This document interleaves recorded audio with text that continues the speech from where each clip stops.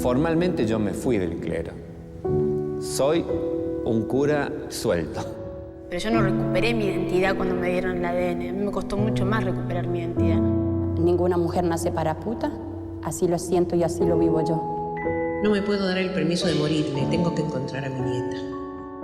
Una gota de agua es todo el río. Y todo el río está contenido en una gota de agua.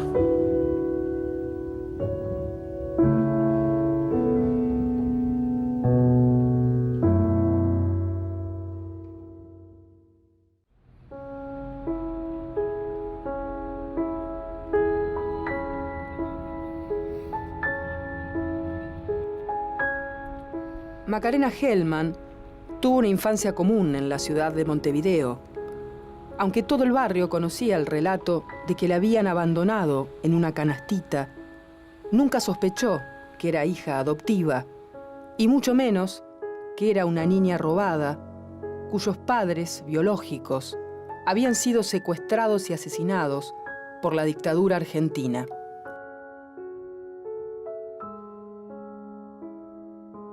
A los 23 años de edad, la nieta del poeta Juan Gelman conocería su verdadera identidad.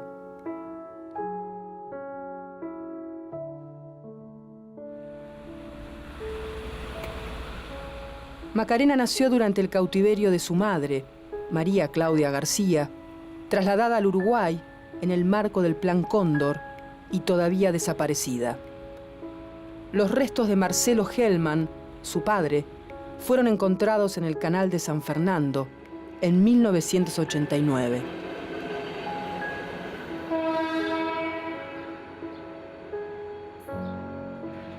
A pesar de la conciencia ganada, todavía hay muchos vacíos y preguntas en una historia que Macarena no termina de rearmar. Pero en el trayecto que durante varios años eligió andar en silencio, fue afirmando sus convicciones de verdad y justicia, significando el legado de sus padres y encontrando su propia voz.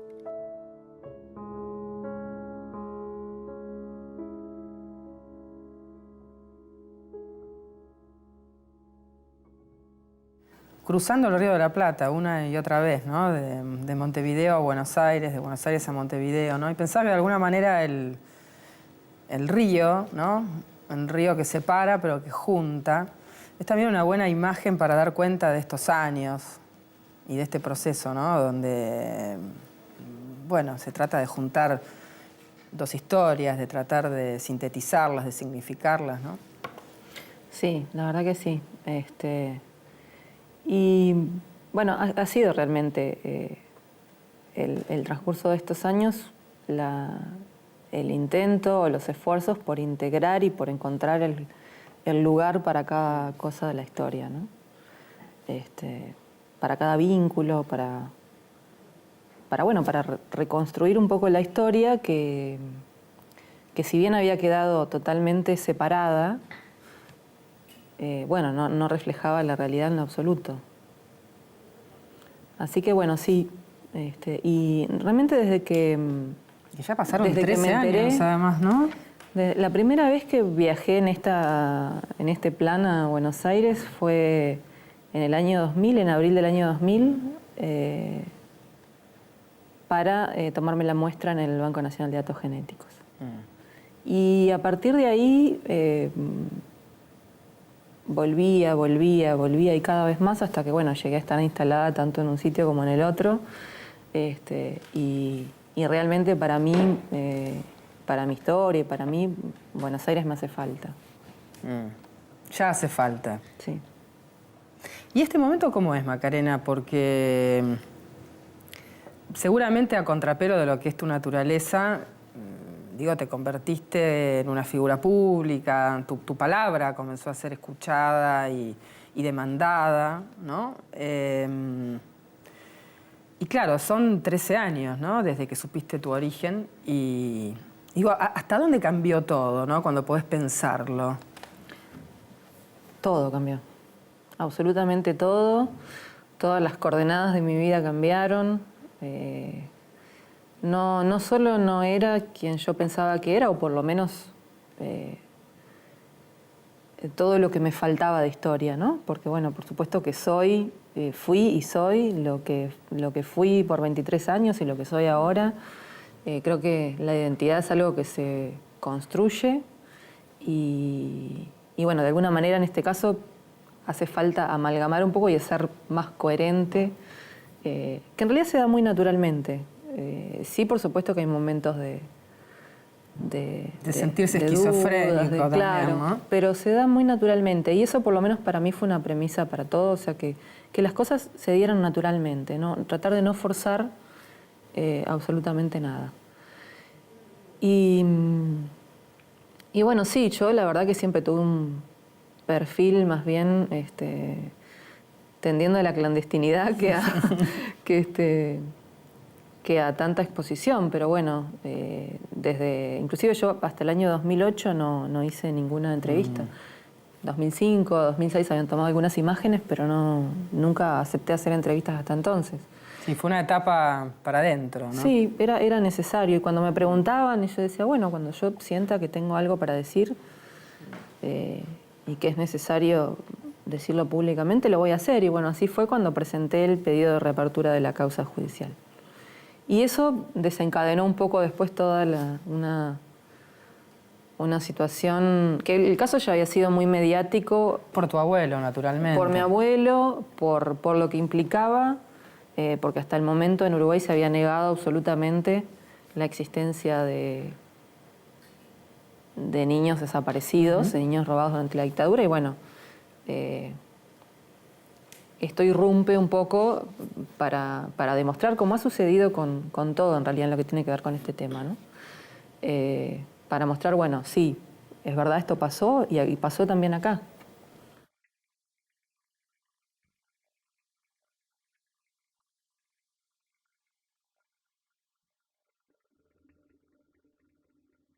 Cuando decís naturalmente no quiere decir que fue sin crisis, que fue sin un proceso, bueno, enormemente complejo, pero que tramitaste en tu intimidad o con tu círculo afectivo. La crisis continúa. Pero bueno, la crisis también genera que uno tenga que adaptarse y para poder seguir, ¿no? Es la alternativa. Pero la crisis, te digo, inclusive que por ahí es mucho más profunda y quizá más pensada, ¿no? En otro momento era más del momento y más de que las cosas me sorprendían. Y aunque me siguen sorprendiendo, hay un poco más de cabeza y un poco más de tratar de ver cómo sigo. Y eso me ha costado mucho y me cuesta, y es una crisis que llevo conmigo todos los días. En esto de que cambió todo, ¿no? Digo, cambió también tu horizonte de expectativas, Macarena, ¿no? Porque para la piba que le interesa, le gustaba la bioquímica, que estaba con un horizonte que, bueno, que probablemente era impensable imaginarte en el lugar donde estás hoy. Y no sos únicamente ya la nieta sos Macarena, ¿no? Sí, realmente no tengo expectativas claras ni voluntarias, digamos, más que hacerme cargo de mí, de mi historia, de lo que está pasando. Y en esa línea también va el tema de la participación política. No me implica que yo tenga ahora una expectativa o un horizonte claro de qué voy a hacer. Mi claridad va hasta qué voy a hacer dentro de 2 semanas. O sea, más de eso no lo tengo realmente. Y para mí eso ha sido un motivo de crisis también. Porque yo siempre fui una persona que le gustaba como, bueno, tener las cosas medianamente planificadas. Medianamente planificadas y la menor cantidad de incertidumbre posible. Y sin embargo, la vida hizo todo lo contrario.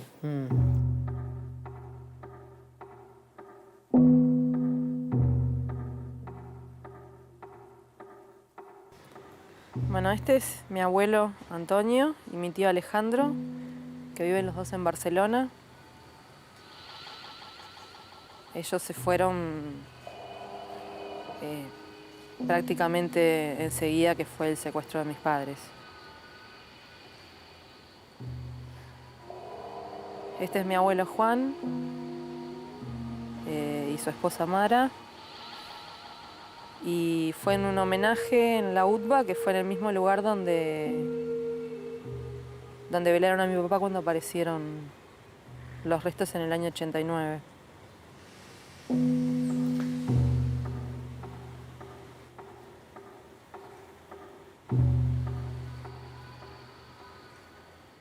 Las historias de los hijos de desaparecidos son tan diversas, ¿no?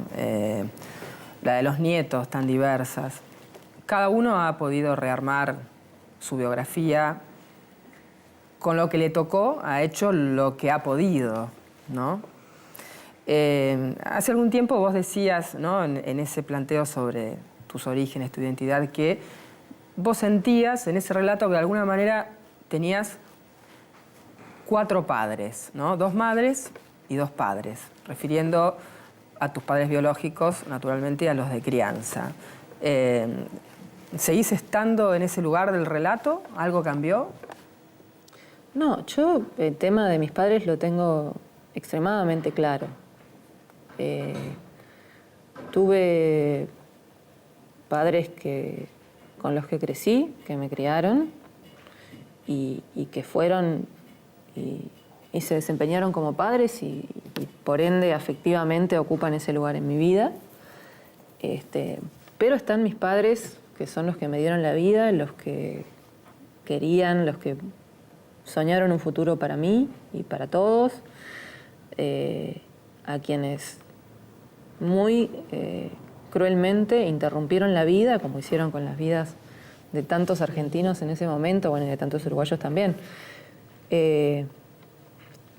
Y son mis padres, o sea, no tengo ninguna duda respecto de ellos, y con el tiempo he logrado reconstruir lo que he podido de sus vidas. Eran muy jóvenes, pero tenían una vida tuvieron una vida muy intensa.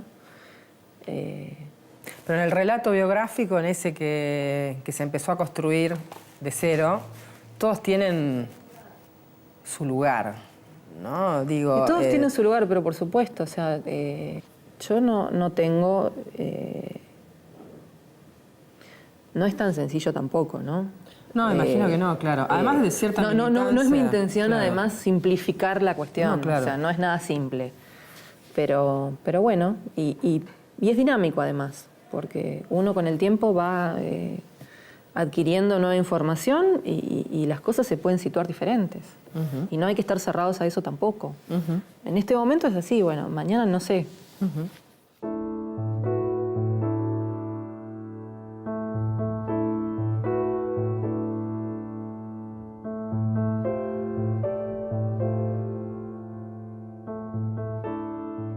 Cumpleaños número 3.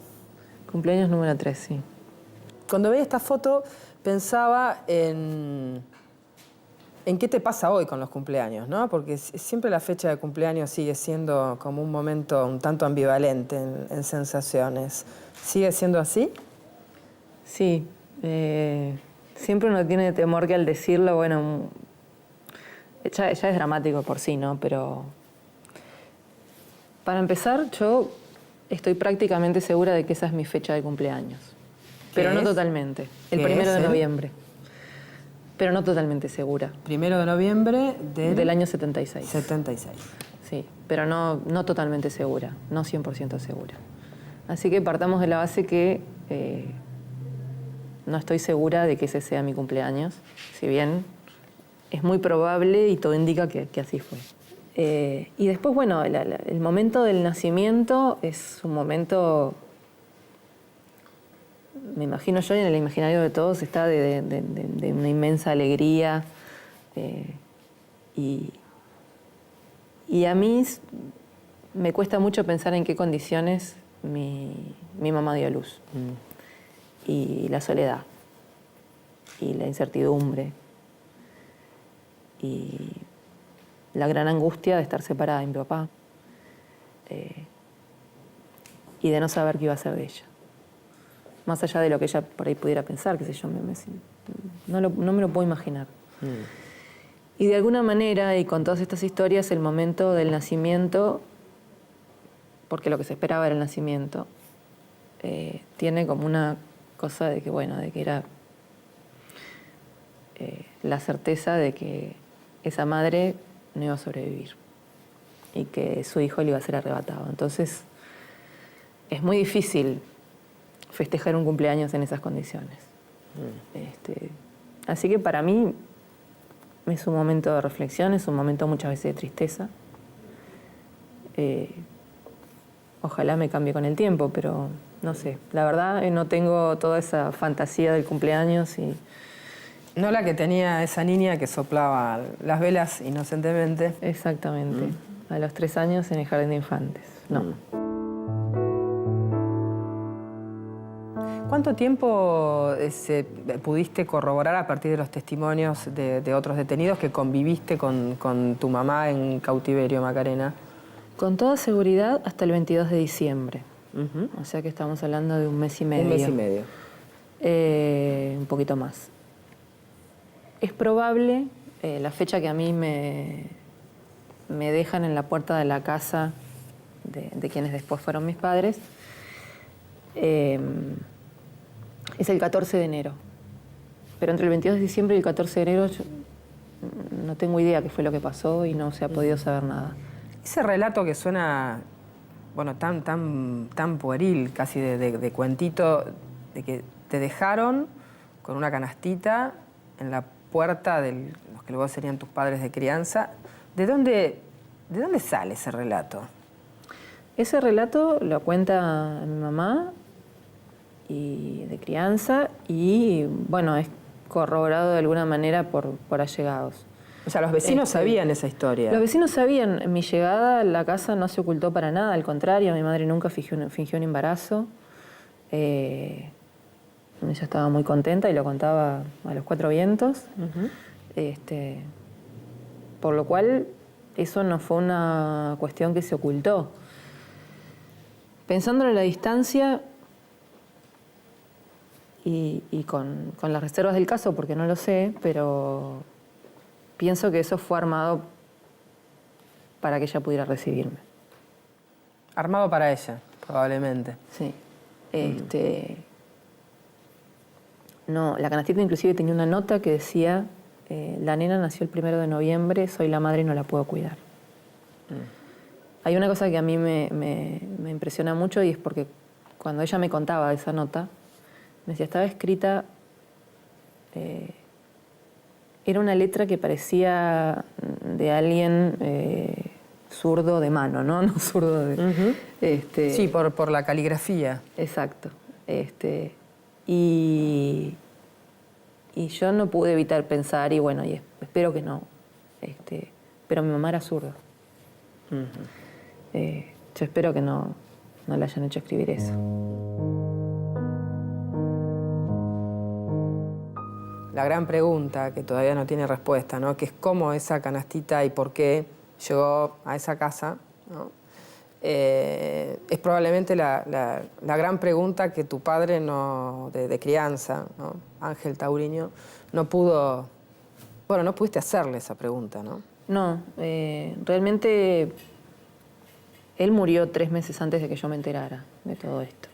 En el año 99. Sí, en octubre del 99. En la misma fecha que fueron arrojados los tambores al canal de San Fernando. Pero 10 años después. Veintitantos años Veintitantos años después. Sí, los tambores fueron arrojados el 14 de octubre del 76. Y mi papá de crianza murió el 14 de octubre del 99. Upa. Impresionante.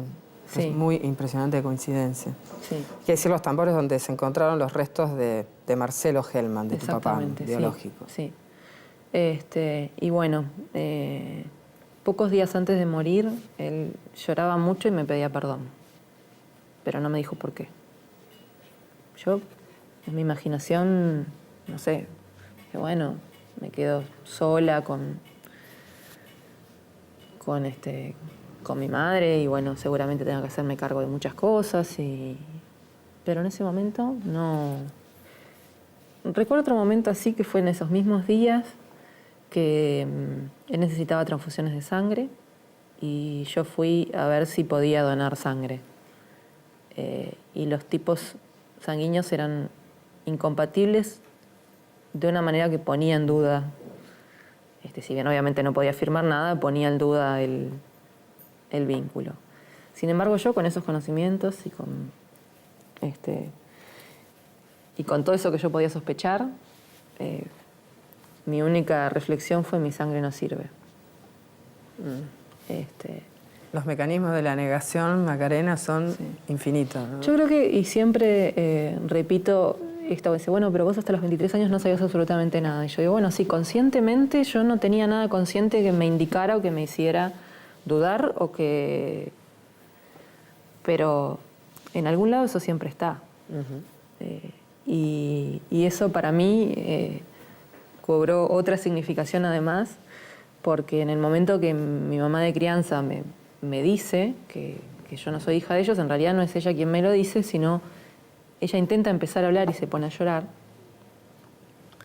Y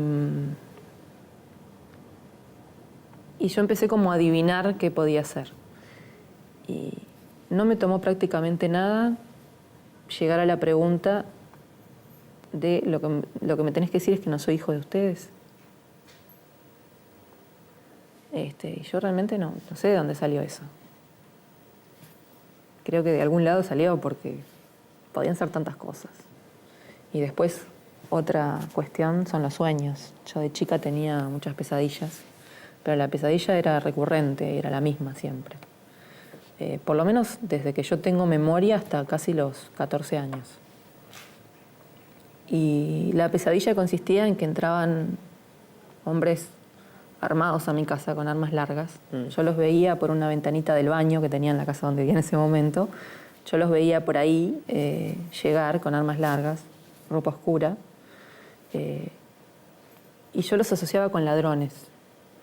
Y al mismo tiempo la sensación que yo tenía era porque ellos no me veían a mí. Entonces yo tenía todas las sensaciones de estar ahí, pero no la conciencia, entre comillas, de estar ahí, ¿no? Y me despertaba cuando sentía que ellos iban a encontrarme. Y eso se repitió durante muchos años. Y en ese momento yo me despertaba llorando a mitad de la noche. Y no... Después inclusive le pregunté a mi mamá, le dije, yo te decía que era lo que soñaba, y me dijo, no, solo te despertabas y llorabas, llorabas y llorabas.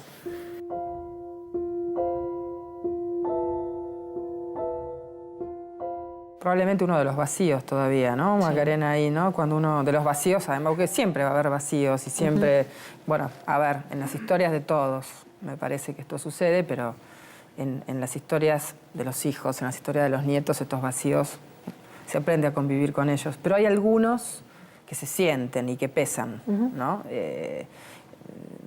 Me atrevo a suponer que en tu caso este vacío, esto de saber exactamente quién era tu padre y cuál pudo haber sido el vínculo y el modo en que vos llegaste a su vida, es uno de los vacíos que te importa intentar ponerle verdad, ¿no? Sí, y que no he dejado de trabajar en eso desde el primer día que me enteré. Porque bueno, hay una necesidad, una certeza. Estas historias están cargadas de incertidumbres permanentes. Y bueno, y yo necesito alguna certeza si esa la preciso. Sea la que sea, no tengo problema con eso. Vamos a ver una foto, Macarena, con tu abuelo, con Juan. Bueno, fue de tu familia biológica al primero que pudiste conocer personalmente. Sí. A veces los primeros encuentros no son necesariamente los que uno recuerda, ¿no? ¿Cómo fue el primer encuentro? No, yo lo recuerdo muy bien. Fue en una oficina de un obispo uruguayo en Montevideo, en la Plaza Independencia. Galimberti. Sí. de Galimberti. Que fue en realidad él quien te contó. Sí. Y bueno, estaba él con su mujer Mara. Yo me acuerdo que llegué, yo fui sola. Los conocí, o sea, realmente hubo un muy buen feeling desde un principio. Y yo iba ya con algunas certezas a esa reunión, ¿no? Y era que, bueno, que hacía falta hacer un análisis de ADN para comprobar esto que decía esta investigación.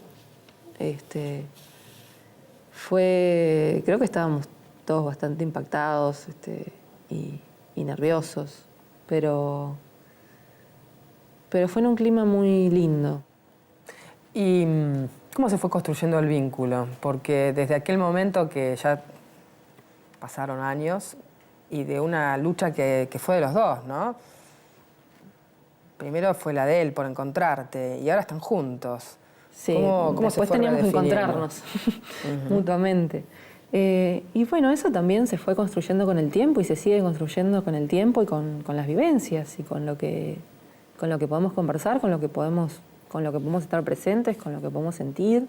Hemos hecho lo que hemos podido, hemos tenido buenos momentos, hemos tenido no tan buenos momentos, pero lo importante de todo, me parece, y es lo que siento, es que se impuso ese afecto que se fue generando con el tiempo, más allá del vínculo biológico.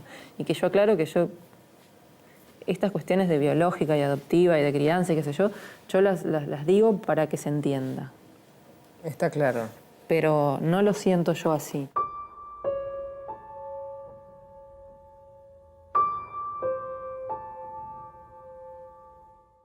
Hay una foto de Marcelo y de María Claudia, muy linda, que, bueno, creo que vamos a verla ahora.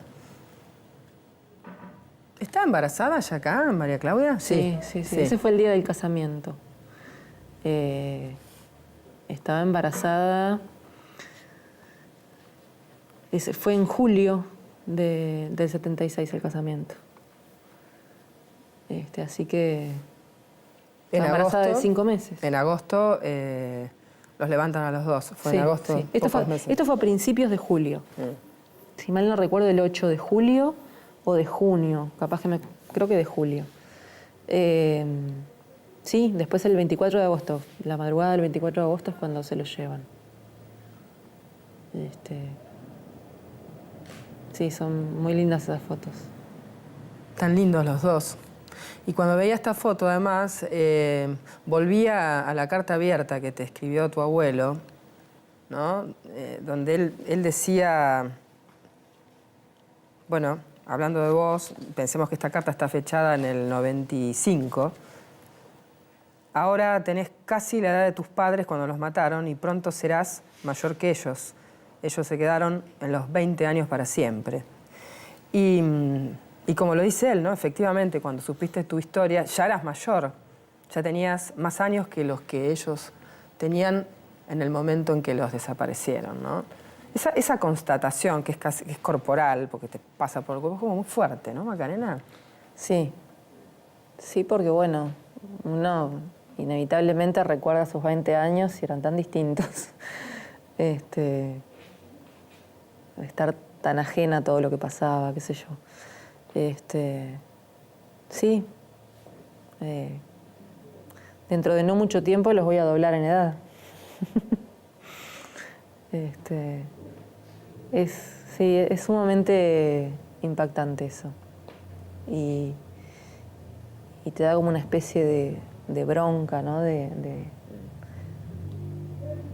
que no hayan seguido, de que no estén, y de que alguien o algunos hayan decidido que no estén, ¿no? Y realmente es muy injusto todo lo que pasó. Qué difícil es engarzarse en una familia que no era, ¿no? La de uno.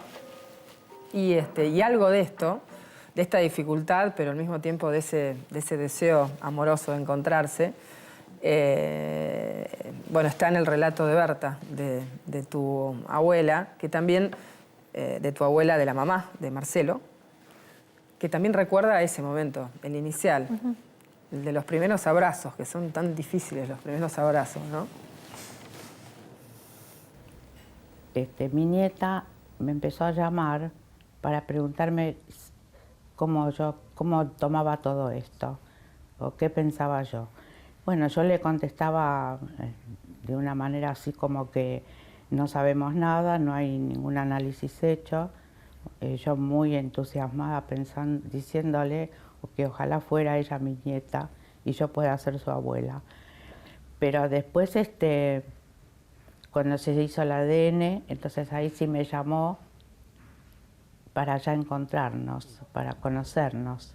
Así que yo al día siguiente me fui volando al puerto, me tomé el barco y cuando llegué al lugar donde nos habíamos citado, fue la casa de unos amigos que tengo en Montevideo.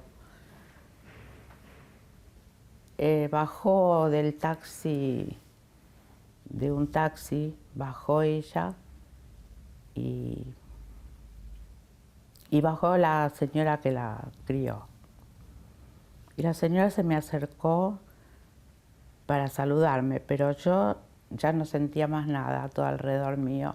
Yo la miraba a ella, porque ni siquiera sabía si era ella. Así que bueno, la señora se fue y nos enfrentamos las dos. Pues a mí se me quedó la mirada pegada en ella. Imagínense, nada pensaba, ni si era linda ni si era fea, nada. Yo la miraba y era solamente no poder creer o no poder llegar a entender del todo que esta era mi nieta. Hoy en día sabemos cómo tratarnos y eso sí, yo la empecé a abrazar desde el principio cuando ella se ponía dura y no aceptaba, pero yo dije, te vas a tener que acostumbrar a la fuerza. Y yo la verdad es que cuando la toco, cuando le doy un beso, es algo que me invade. Me invade porque siento como que ese abrazo, ese beso puede entrar ella y su padre, y sus padres, porque también la quería mucho a Claudia, ¿no? Testimonio de Berta. Parte de ese mosaico afectivo que ingresó al tablero de tu vida. Sí, realmente es cierto que aprendimos cómo tratarnos, pero... Bueno, ella hablaba de los primeros abrazos, ¿no? Es que los abrazos también se construyen, ¿no? Uno se deja abrazar, no se deja abrazar Sí. tan fácil, ¿no? Sí, igual yo siempre fui un poco así, por lo menos... nunca me fue fácil, salvo en algunas circunstancias, el tema de los abrazos y el tema es algo que te tiene que llenar salir. y te tiene que salir. Claro. Y aunque a veces tenés ganas, no podés, por alguna razón. Pero la verdad que yo siempre destaco el enorme respeto que tuvieron todos ellos para conmigo y mi situación de vida cuando ellos me encontraron. Todos buscaron, además, ¿no? Porque hay que decir, acá veíamos la foto de los papás de Marcelo Hellman, pero digo, también buscaron y mucho los papás de María Claudia, de tu mamá. Bueno, sí, mi abuela para mí es, mi abuela María Eugenia, la mamá de mi mamá, es realmente una ausencia y una presencia muy grande. A ella no pudiste conocerla. No pude conocerla. Y me dio mucha bronca no haber podido conocerla, porque aparte ella murió pocos años antes. Y no está escrito todo lo que ella hizo y todo lo que determinó su vida, lo que pasó con mis padres y la búsqueda.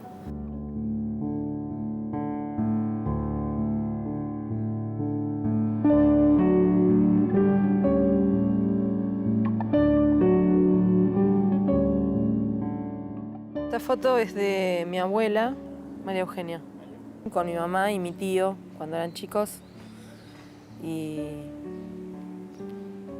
bueno, a mí es una foto que me gusta mucho y además de las primeras fotos que vi de mi abuela, que bueno, que lamentablemente no la llegué a conocer. Esta es una foto con mi abuela Berta en los primeros años que nos conocimos. No recuerdo exactamente, pero a principios de los 2000.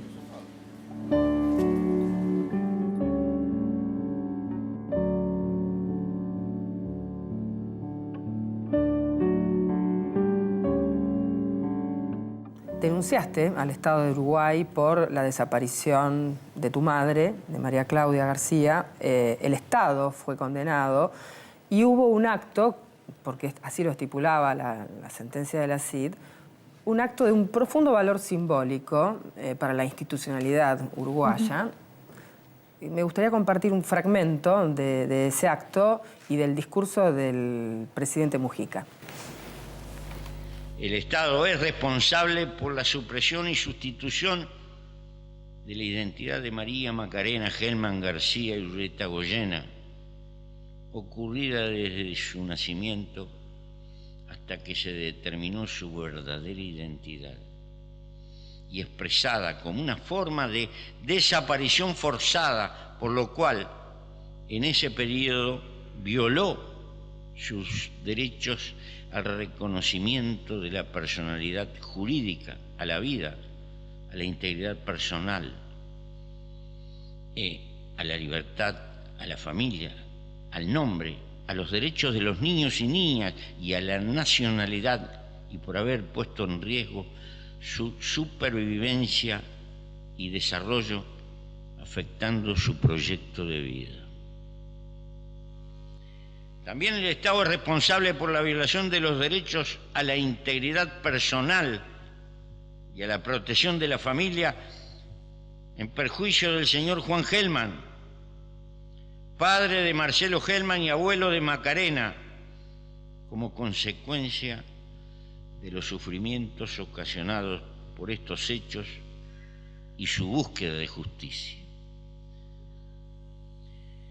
El Estado reconoce su responsabilidad por la violación a las garantías judiciales y a la protección judicial por la falta de investigación efectiva de los hechos del presente caso y el juzgamiento y sanción de los responsables en perjuicio de Juan y Macarena Gelman, como consecuencia de la interpretación y aplicación que el Estado dio a la ley de caducidad de la pretensión punitiva del Estado respecto de graves violaciones a los derechos humanos. Conforme a ello, el Estado condena a los mismos y afirma su compromiso con la justicia y su voluntad de que hechos similares no vuelvan a repetirse.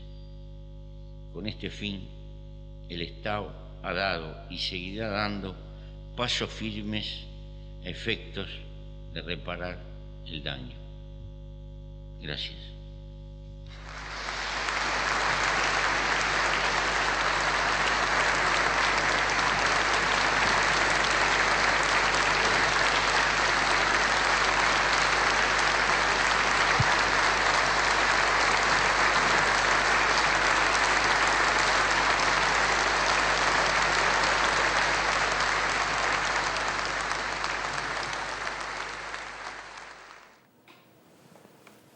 Qué momento, ¿no?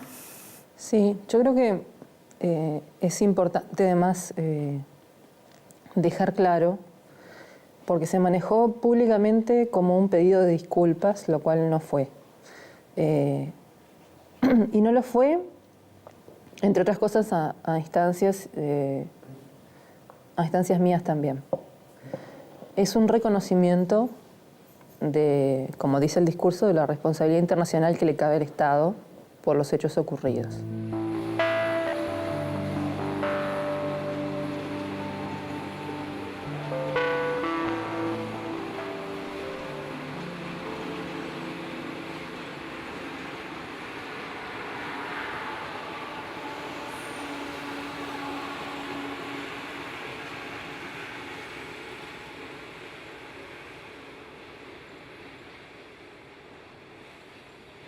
Este lugar es Automotores Orletti, que funcionaba como centro clandestino de detención en la época que mi mamá y mi papá fueron secuestrados junto con mi tía. Fueron traídos acá. A mi tía la liberaron pocos días después. Mi papá fue el último lugar donde estuvo. Más o menos al mes fue asesinado. Y a mi mamá, desde acá la trasladaron al Uruguay. Este era un centro clandestino donde había presencia de fuerzas represivas de otros países y funcionó como centro de operaciones también en el marco del Plan Cóndor. Es así que había secuestrados de varias nacionalidades.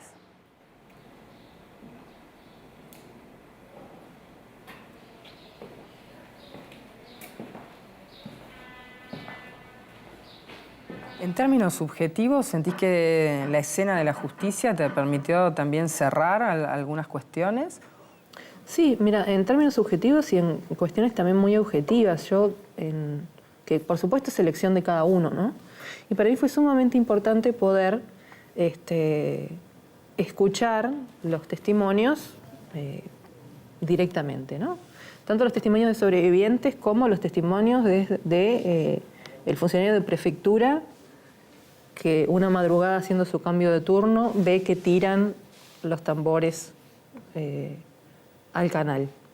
Y aparte obtuve alguna información nueva también en el transcurso del juicio. O sea que no es solamente lo subjetivo y no solamente sino la reconstrucción de los hechos. Es la reconstrucción de la historia y es en un marco sumamente interesante porque es una reconstrucción de la historia personal en un marco que es abarcativo de la sociedad. Es una reconstrucción individual y colectiva a la misma vez. Y eso para mí es el gran relato de la historia es tu historia.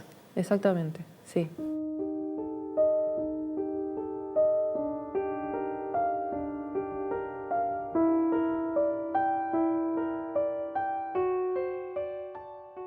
Las dos fotos que vamos a ver ahora, bueno, me parece que tienen que ver con eso, con las vidas.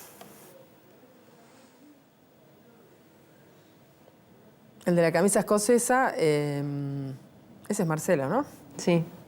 De mi papá tengo algunas cosas quizás escritas, ¿no? Unas cartas, intercambios con amigos, cartas a amigas, poesía, porque él escribía poesía. De mi mamá fue más difícil y casualmente es una foto que ella le dedica a un amigo de ella que también está desaparecido. Que para mí siempre fue como muy movilizador el hecho de lo que decía en la dedicatoria de la foto. Y bueno, hablaba de hasta que la muerte nos separe y cuestiones que de niño uno piensa que es difícil o de adolescente, que es bastante difícil que eso ocurra en un tiempo. Y bueno, pasó realmente muy pronto. El gobierno uruguayo cumplió esta mañana con el primero de los actos de reconocimiento de responsabilidad en el caso de María Claudia García, ordenados por la Corte Interamericana de Derechos Humanos en una sentencia emitida el 24 de febrero.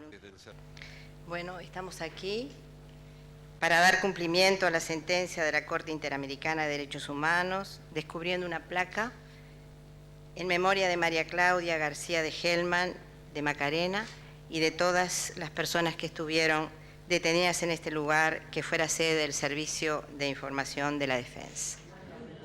La placa dice lo siguiente. María Claudia, trasladada a Uruguay en el marco del Plan Cóndor, permaneció detenida, desaparecida y dio a luz a Macarena en Montevideo, presuntamente el 1 de noviembre de 1976. El poeta Juan Hellman fue el encargado de cerrar la ceremonia y narró dos poemas de la autoría de su hijo, Marcelo Hellman. Mortales argentinos, rápidos como es el lápiz orgulloso que tiene algo importante que decir. Amigos, rosas ilustradas, hermosas, lindas. Enemigos, vestustos, hambriento de venganza, hoy quiero decirles adiós. Me voy, quizás hoy, quizás mañana, pero me voy. Me despido de este país, me despido de mis amigos, de mis enemigos. Amigos, solo quiero recordarles que no dejen de ser mis amigos. Solo quiero recordarles que no me olviden a la marcha del tiempo, a la marcha del tren en que me vaya, que borran las huellas de la amistad lejana. Muchas gracias.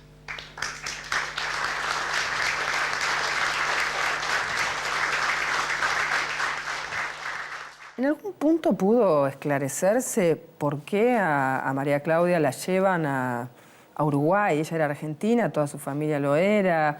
Sin embargo, fueron secuestrados y alojados en Orleti, que era el centro clandestino del Plan Cóndor, y a ella la trasladan a Uruguay. ¿Esa parte se pudo esclarecer? No, ciertamente no, pero bueno, yo puedo hacer algunas suposiciones, pero como tal, ¿no? Como suposiciones. Bueno, ella estaba en un centro clandestino que era un centro de coordinación internacional del Plan Cóndor, donde operaban fuerzas de distintos países y había presencia de efectivos de distintos países. Teniendo en cuenta la presencia de militares uruguayos en Orleti, creo que fue producto de esa cercanía y la explicación que para mí siempre es la que me impresiona más y la que es más cierta es que podían hacerlo. Sencillamente. Sencillamente. La impunidad de poder hacerlo. Entonces creo que fue por una cuestión de coincidencia en ese lugar, por la presencia y la cercanía de militares uruguayos en ese lugar y porque podían hacerlo. De decidir el lugar donde yo naciera, de decidir la vida o la muerte de una persona.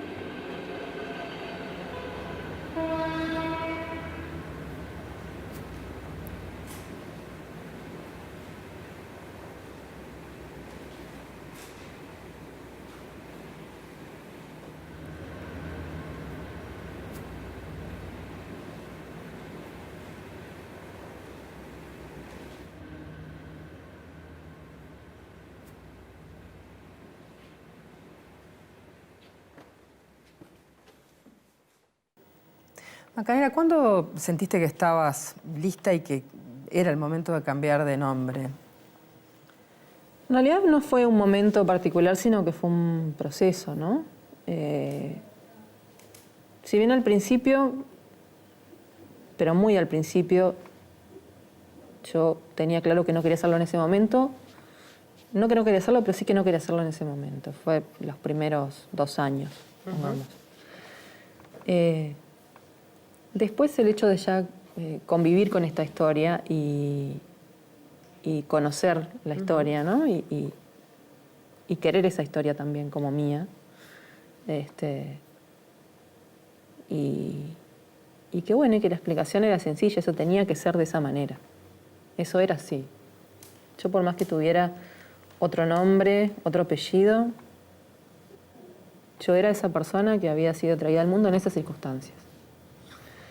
Y después me empezó a pasar además de que cada vez que me preguntaban, pero en situaciones muy cotidianas y desprovistas de toda connotación política, militante o como quieras llamarle, que me preguntaban el nombre, el apellido, y me pasó una vez que recuerdo que iba en un micro viajando a la costa uruguaya, o volviendo, no me acuerdo. Senté una persona al lado y estábamos conversando, qué sé yo, bueno, y salió el tema de los orígenes de los apellidos. Entonces, yo ahí me acuerdo que le dije, el origen de mi familia biológica. Porque en definitiva era la que era yo. Entonces, ahí fue Hellman, el nombre que apareció, naturalmente. Pero no se lo dije. Lo que hice fue decirle, bueno, sí, mi familia, la familia de mi abuelo, era de Ucrania. Pero en algún momento se ve que le mencioné el apellido que yo llevaba en ese momento. Entonces él, me acuerdo que me dijo, pero ese apellido no es de ahí. Y yo ahí, bueno, tenía que explicar. Entonces era la sensación, y eso se repetía, de sentir que uno estaba ocultando algo que no había motivo para ocultarlo. Al contrario. Y bueno, y todas esas cosas contribuyeron, pero fueron pequeñas cosas y diferentes cosas en distintos momentos. No fue un momento que yo dije, bueno. Y ahí empecé a hacer los trámites y en el 2005 salió la sentencia y ahí, bueno, se hizo la inscripción mía con los apellidos de mis padres y mantuve el nombre. No estaba inscripta previamente con otro nombre. En algún momento pensé en agregarme el nombre que me querían poner mis padres, que era Ana, si era mujer. Y eso es algo que todavía lo pienso y que todavía quizás en algún momento lo haga. Pero yo, el Macarena formaba parte de esa identidad, estaba muy afirmado. Entonces, decidí no cambiarlo.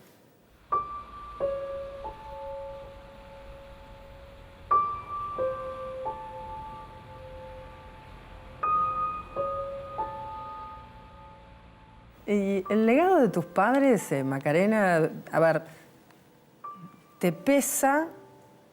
¿Es una mochila que pesa? ¿Te empuja, te alienta, las dos cosas? Yo creo que me empuja y me alienta, no que me pesa. A mí mi historia no me pesa. Sí, bueno, tengo por supuesto muchos sentimientos encontrados con muchas cuestiones que hacen en la historia y más que nada por esa desesperación de no poder conocerla en su totalidad y que sea tan difícil. Y bueno, y de todo lo que pasó, que fueron cosas muy tristes y yo viví realmente momentos muy difíciles en estos años. ¿Cuál sentís que es, en todo caso, ese legado? ¿Cómo lo significás vos hoy desde tu presente? A mí lo que siempre me conmovió mucho y me impactó mucho de la historia de mis padres y de toda esa generación era la valentía, ¿no? Y a pesar de la edad que tenían, porque realmente yo creo que en mi generación, y quizás haya tenido que ver con que la dictadura dejó su huella en muchas generaciones, desde ya no era ni parecida. También por el contexto histórico, también por muchas cuestiones, ¿no? Pero sí, sí me da una cosa de orgullo y de admiración. La valentía y los jugados que estuvieron y cómo inclusive se quedaron en la Argentina a pesar de todo lo que estaba pasando. Entonces, yo realmente tengo admiración por esa generación y tiene que ver con eso.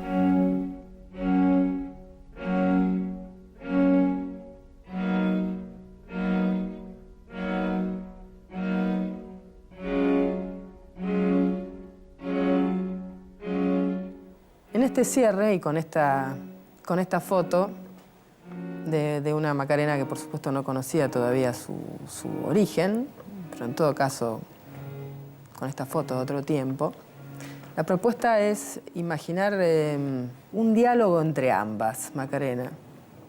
Es decir, ¿qué imaginás que podría decirle aquella Macarena, la que está sentada en esta mesa, si pudiera decirle alguna cosa? Es difícil. La que te espera. No, la verdad que no. Lo único que se me ocurre pensar es qué lejos estaba de imaginar todo lo que iba a pasar y todo lo que había pasado. Pero bueno,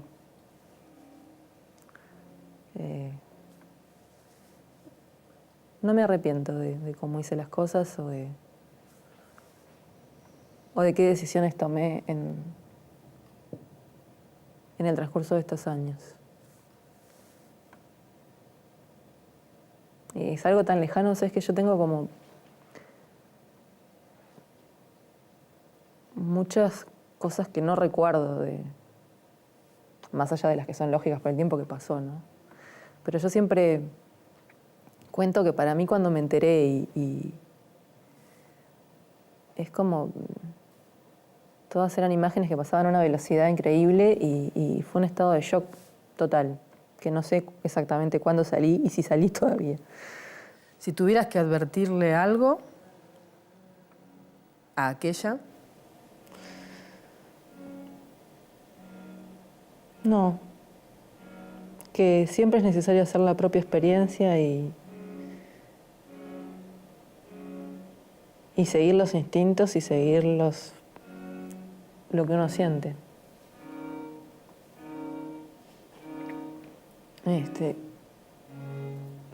Así que creo que la dejaría tener su propia experiencia.